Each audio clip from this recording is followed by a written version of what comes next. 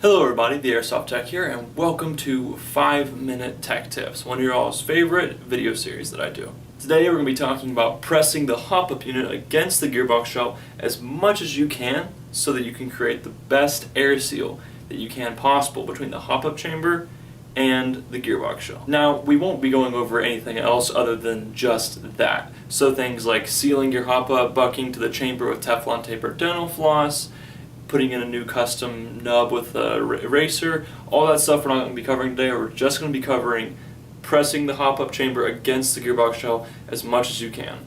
I will be demonstrating this modification with my KWA CQR, so let's get down to it. I'll tell you guys what you need and then I'll tell you how to do it. Basically all you're going to need today is a set of O-rings.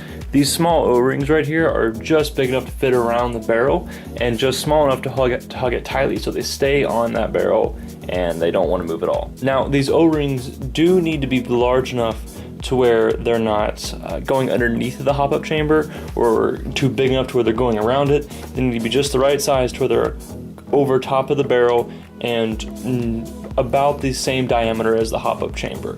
So I'll show you what that looks like here in a minute. So traditionally, the Hopup chamber is shimmed to the gearbox shell, which is basically what we're doing here. We're going to be shimming. It's shimmed the Hopup to the gearbox shell via the spring right here. Now, sometimes these springs are really weak, sometimes they just don't work well. I've noticed that they sometimes just don't work as well as O-rings do. So usually when I'm upgrading a gun, especially for high performance builds or really any build that I want to do this to, because O-rings are cheap and why not go ahead and do it because it's a reliability mod, I take this off and I start putting those O-rings on right there. And I'll show you what that looks like. So basically all you're doing is taking these O-rings right here and shoving them down the barrel. That is it. Now I usually put on 2 to start out with because like shimming anything, you test it out to make sure it's not too tight or too loose.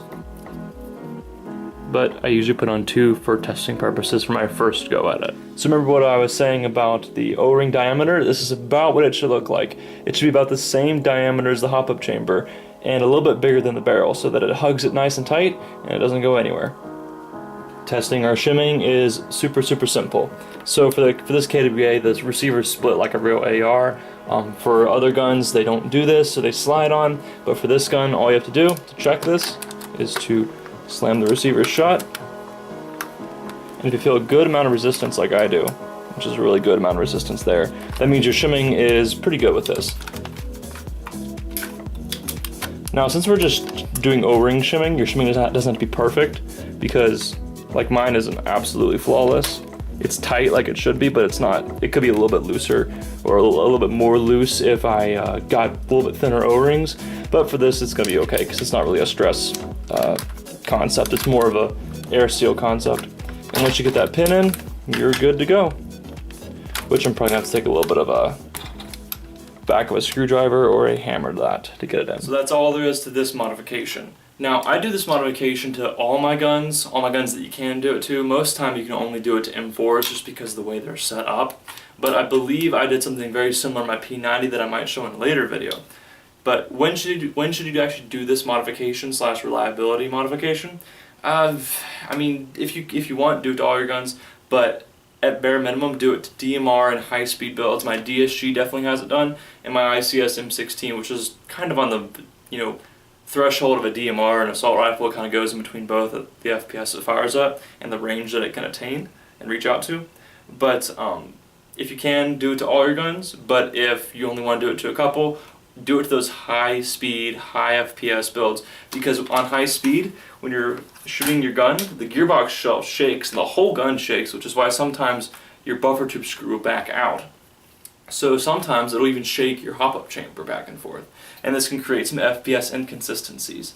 So I always do this to high speed and DMR builds. Well, that's it. Another 5-minute tech tips video. If you guys like this video, give it a thumbs up. If you didn't, give it a thumbs down and tell me why. But if you didn't like this video, you probably have already thumbs it down and told me why.